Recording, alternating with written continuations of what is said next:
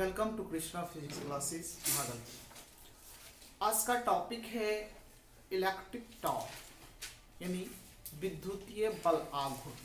आइए सबसे पहले हम लोग हेडलाइन देते हैं, उसके बाद हम समझेंगे इसको क्या है इलेक्ट्रिक टॉर्क।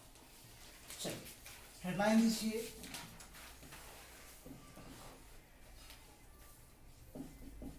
इलेक्ट्रिक टॉर्क यानी विद्युतीय बल आघूर्ण। विद्युतीय बल आघूर्ण, इलेक्ट्रिक टॉर्क यानी विद्युतीय बल आघूर्ण। आइए सबसे पहले इसको समझिए, उसके बाद हम इसके डिफिनेशन लिखाएंगे।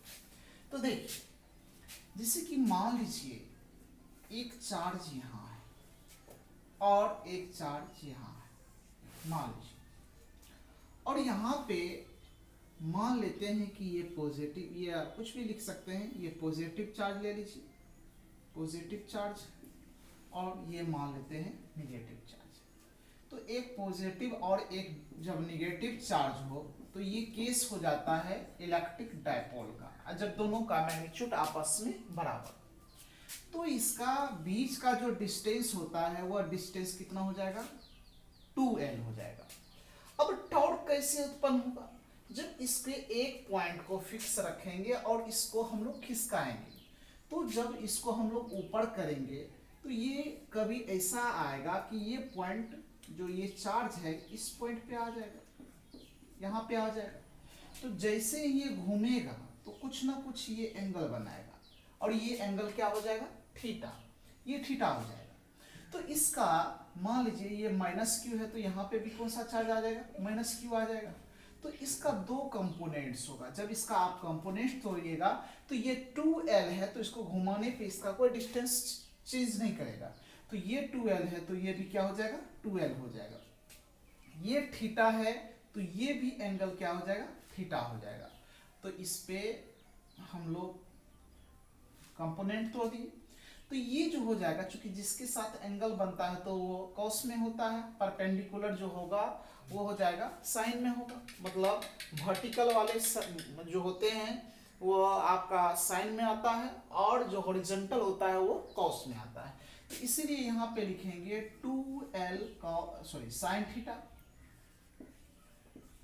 वर्टिकल कंपोनेंट, और ये हो जाएगा 2L कॉस थीटा। अब बात करें कि इसके ऊपर लगता कितना होगा फोर्स, क्योंकि आप जानते होंगे E बराबर होता है F/Q। तो F बराबर, तो क्या हो जाएगा, F बराबर हो जाएगा EQ, EQ हो जाएगा। तो यानी इस पे जो फोर्स लगता होगा माइनस EQ लगता होगा, और इस पे जो फोर्स लगता होगा, इस चार्ज पे जो फोर्स लगता होगा प्लस EQ लगता होगा। ये चार्ज हो गया। अब इसमें टॉर्क डेवलप होता है। तो टॉर्क बराबर आप फॉर्मूला जान रहे होंगे, टॉर्क बराबर होता है फोर्स इनटू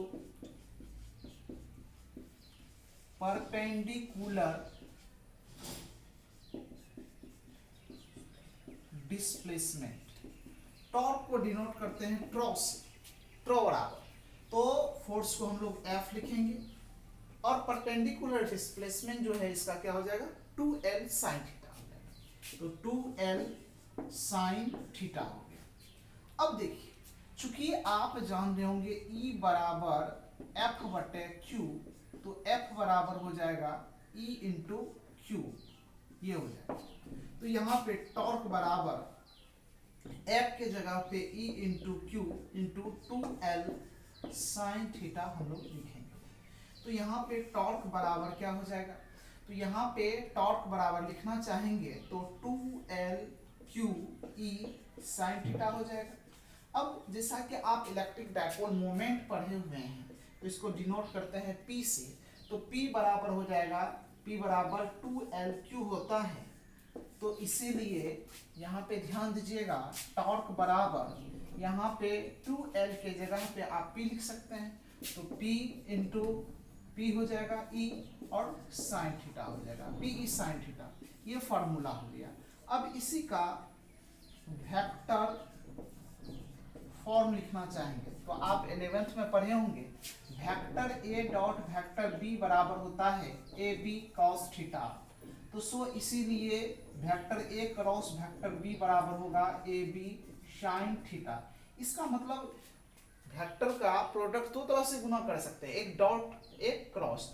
तो डॉट जो होता है वह स्केलर के लिए होता है, स्केलर क्वांटिटी के लिए होता है, और क्रॉस जो होता है वह वेक्टर क्वांटिटी के लिए होता है। तो चूंकि ये टॉर्क एक वेक्टर क्वांटिटी है, इसलिए ये क्रॉस प्रोडक्ट का पालन करेगा। तो आप खुद सोचिए, यहाँ पे PE साइन थीटा है, AB साइन थीटा को A क्रॉस B लिखते हैं, तो PE साइन थीटा को हम लोग लिख सकते हैं, क्या हो जाएगा, P क्रॉस E। ये ऑब्जेक्टिव में भी कई बार पूछा हुआ है वेक्टर फॉर्म में इसका, तो इसको आप याद रखिएगा। तो आइए electric dipole moment, electric torque क्या होगा, तो ये इलेक्ट्रिक डायपोल मोमेंट और इलेक्ट्रिक इंटेंसिटी या इलेक्ट्रिक फील्ड का जो होगा ये प्रोडक्ट होगा। तो हम कह सकते हैं the product of electric dipole moment and electric field is called, क्या हो जाएगा, इलेक्ट्रिक टॉर्क। तो लिखा है, लिखिए इसका डेफिनेशन,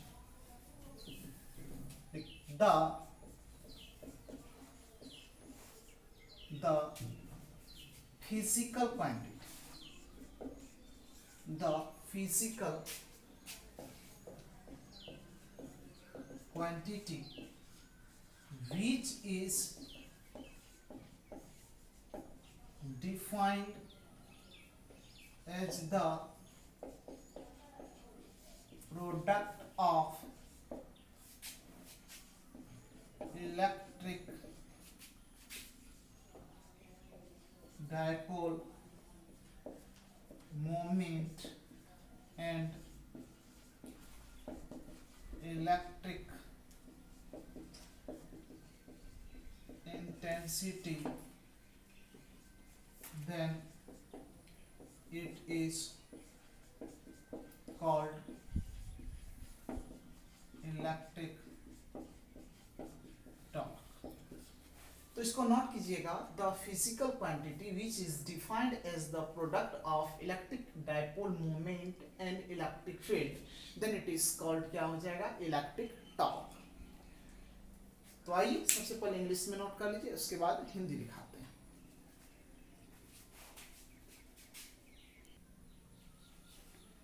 चलिए अब इसका हिंदी नोट कर लीजिएगा। लिखिए, वह भौतिक राशि, वह भौतिक राशि जो विद्युत द्विध्रुव आघूर्ण, विद्युत द्विध्रुव आघूर्ण और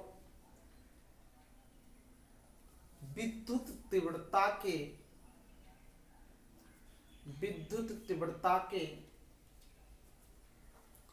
गुणनफल के रूप में, गुणनफल के रूप में परिभाषित किया जाता है, गुणनफल के रूप में परिभाषित किया जाता है, तो उसे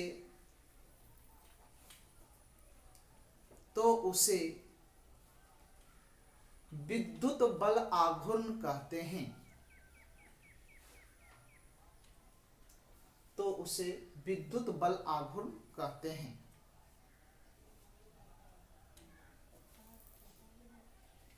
चलिए हिंदी इंग्लिश आप नोट कर लिए होंगे, तो एक चीज और जान लीजिए, तब इसको नोट कीजिएगा।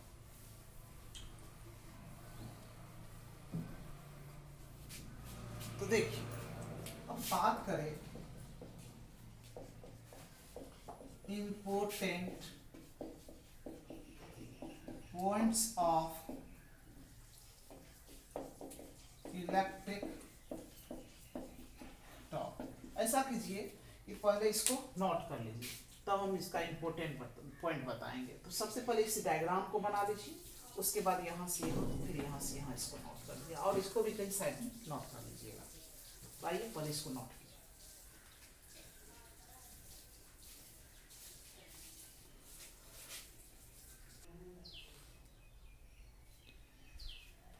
आइए अब हम लोग देखते हैं important points of electric torque. तो इसमें सबसे पहला पॉइंट लिखाएंगे कि electric torque is a vector quantity, मतलब विद्युतीय बल आघूर्ण एक सदिश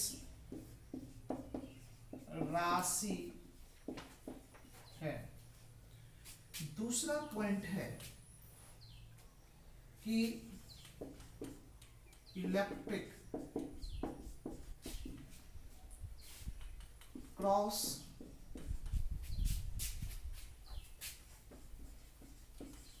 प्रोडक्ट ऑफ टू वेक्टर, मतलब विद्युत बल आघूर्ण दो सदिश के क्रॉस गुणा का पालन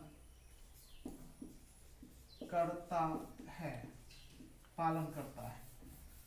इसीलिए इसके लिए टॉर्क बराबर हो जाता है P क्रॉस E, ये क्रॉस प्रोडक्ट का पालन करता है। तीसरा नंबर बात करें SI यूनिट ऑफ टॉर्क का, तो यहाँ पे देखिए इलेक्ट्रिक टॉर्क का, तो इलेक्ट्रिक डायपोल मोमेंट का आप यूनिट पता होगा आपको, इसका यूनिट बताए थे मीटर इंटू कूलम, और इंटेंसिटी का होता है न्यूटन पर कूलम। तो ये कट जाएगा, तो ये क्या बचेगा न्यूटन इंटू मीटर, और न्यूटन इंटू मीटर को लिखेंगे केजी मीटर पर सेकेंड स्क्वायर इंटू मीटर, तो क्या हो जाएगा केजी मीटर स्क्वायर पर सेकेंड स्क्वायर, और इसी को हम लोग बोलेंगे जूल, ये जूल भी होता है। तो जनरली इसका यूनिट न्यूटन मीटर होगा। तो आइए ये इंपॉर्टेंट पॉइंट कुछ है, इसको आप नोट कीजिए, फिर हम लोग आगे देखते हैं।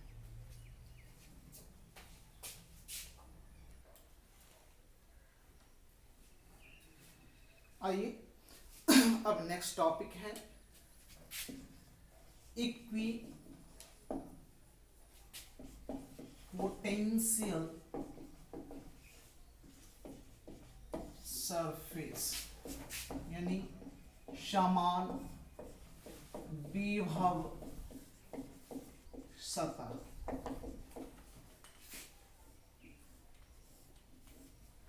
हेडलाइन दीजिए इक्विपोटेंशियल सरफेस, समान विभव सतह। आइए समझिए पहले। मान लीजिए ये एक स्फीयर है, यानी गोला है, तो गोला का शेप होता है एक तारबूज की तरह, एक फुटबॉल की तरह।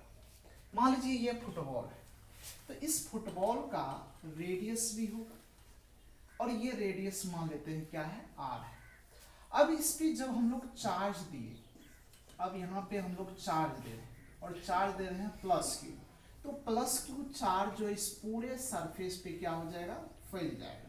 देखिए पूरे सरफेस पे ये चार्ज क्या हो रहा है फैल जा रहा है पूरा सरफेस पे। अब यहां से पूरे सरफेस का जो डिस्टेंस होगा, सारा डिस्टेंस आपस में क्या होगा देखिए बराबर। देखिए टोटल डिस्टेंस यहां से पूरी सरफेस का क्या होगा बराबर होगा। तो यदि ये r है तो ये भी r, और टोटल डिस्टेंस इसका क्या हो जाएगा r हो जाएगा। अब यहाँ पे कोई एक पॉइंट जो है, मान लीजिए इस पे चार्ज दिए तो चार्ज समान रूप से फैलेगा। कुछ पॉइंट का नाम देते हैं, A देते हैं, B देते हैं, C देते हैं, D दे देते हैं, E, F, so Z तक इन्फिनिटी तक पॉइंट है। तो यहाँ पे क्या चार्ज होगा प्लस क्यू ही होगा, B पॉइंट पर भी प्लस क्यू ही होगा, C पॉइंट पर ही प्लस क्यू होगा, D पॉइंट पर प्लस क्यू होगा। हर जगह पे चार्ज क्या मौजूद होगा प्लस क्यू ही चार्ज होगा पूरे सरफेस पे। अब हम बात करें और इस पॉइंट का नाम देते हैं O। तो यदि हम बात करें इलेक्ट्रिक पोटेंशियल का, पोटेंशियल को V से लिखते हैं, और ओ से आप बात करें ए का पोटेंशियल तो क्या लिखेंगे formula 1/4 pi epsilon not into plus Q बटे क्या हो जाएगा आर हो जाएगा। यदि इसी तरह ओ से बी की बात करें, ओ से बी पॉइंट पर पोटेंशियल निकालेंगे तो 1/4 पाई क्या हो जाएगा एप्सिलॉन नॉट प्लस क्यू बटे क्या हो जाएगा आर। फिर सी पॉइंट पर बात करें बी ओ सी तो 1 बटे क्या हो जाएगा 4 pi epsilon not plus Q बटे आर। सो इसी तरह से ऑफ इन्फिनिटी पॉइंट तक हम लोग निकालेंगे पोटेंशियल इन्फिनिटी पॉइंट पर भी, तो यहाँ पे 1/4 pi epsilon not plus Q बटे आर। तो एक चीज यहाँ पे साबित हो गया कि हर जगह पे देखिए हर पॉइंट पे इसका पोटेंशियल का जो वैल्यू है वह समान आ रहा है। तो हर जगह पे जब पोटेंशियल का वैल्यू समान आ जाए तो उसको हम लोग कहते हैं इक्विपोटेंशियल सरफेस। अब यहाँ पे एक चीज ध्यान दीजिएगा, तो यहाँ पे हर पॉइंट पे ये पता चल चुका है पोटेंशियल का वैल्यू क्या है सेम है, तो यानी पोटेंशियल चेंज नहीं कर रहा है। जब पोटेंशियल इस तरह के सरफेस पे चेंज ना करे तो ये इसका वैल्यू क्या हो जाएगा कांस्टेंट। पोटेंशियल क्या हो गया कांस्टेंट हो गया। क्यों कांस्टेंट हो गया? क्योंकि पोटेंशियल का वैल्यू चेंज नहीं कर रहा। तो इसी कंडीशन में अब बात करें इंटेंसिटी का, इलेक्ट्रिक इंटेंसिटी इलेक्ट्रिक फील्ड का बात करें फॉर इलेक्ट्रिक इंटेंसिटी और इलेक्ट्रिक फील्ड का। तो आप कल रिलेशन पढ़े थे, E बराबर पढ़ाए थे -dV बटे क्या हो जाएगा R। तो यहाँ पे यदि V क्या है ये कांस्टेंट है, यानी कि मान लेते हैं ये कांस्टेंट है, तो कांस्टेंट का E बराबर क्या हो जाएगा -dk बाय क्या हो जाएगा dr हो जाएगा। तो बताइए कांस्टेंट का डिफरेंशिएशन क्या हो जाएगा 0, यानी इससे ये साबित हो गया इंटेंसिटी जो होगा या फील्ड जो होगा इक्विपोटेंशियल सरफेस का क्या हो जाएगा 0 हो जाएगा। तो आइए आपने इक्विपोटेंशियल सरफेस में देखा कि इस प्रकार के सरफेस में प्रत्येक बिंदु पर पोटेंशियल का जो वैल्यू है वह क्या है सेम है। और जब पोटेंशियल सेम होगा तो पोटेंशियल का वैल्यू क्या हो जाएगा कांस्टेंट, और जब पोटेंशियल कांस्टेंट होगा तो इंटेंसिटी क्या हो जाएगा 0। तो ऑब्जेक्टिव में पूछा जाता है कि इक्विपोटेंशियल सरफेस पे इलेक्ट्रिक फील्ड और इलेक्ट्रिक इंटेंसिटी का वैल्यू क्या होगा, तो आप याद रखिएगा उसका वैल्यू क्या हो जाएगा 0 हो जाएगा। तो आइए इसका सबसे पहले हम लोग डिफिनेशन लिखते हैं, तब इस चीज को आप नोट कीजिएगा। देखिए the surface whose potential is equal to each point of surface, then it is called equipotential surface. The surface whose potential is equal to each point of surface, then it is called equipotential surface. तो आइए इसका English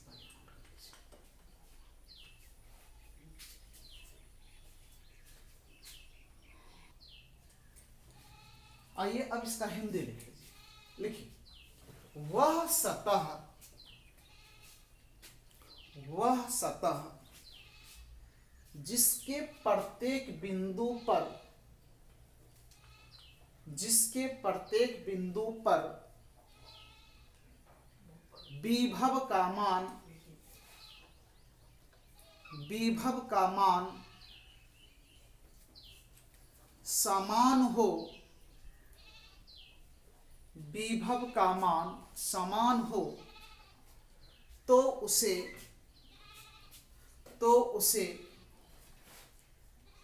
समान विभव सतह कहते हैं। तो आइए आप हिंदी नोट कर लिए होंगे। तो अब सबसे पहले इस डायग्राम को बनाइए, फिर यहां से यहां नोट कीजिए, फिर यहां से यहां नोट कीजिए। आइए इसको नोट कीजिए, फिर आगे हम लोग पढ़ेंगे।